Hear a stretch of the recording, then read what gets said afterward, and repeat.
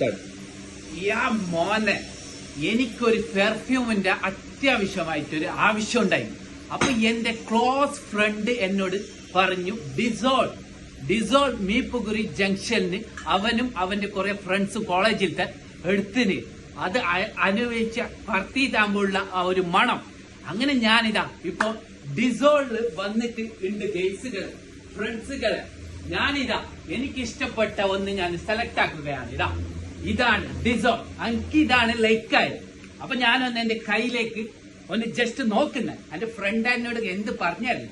അപ്പൊ ഞാൻ ഒരു ടെസ്റ്റ് നോക്കുന്നത്. ഞാനിതാ അടിച്ചു നോക്കുന്നത്.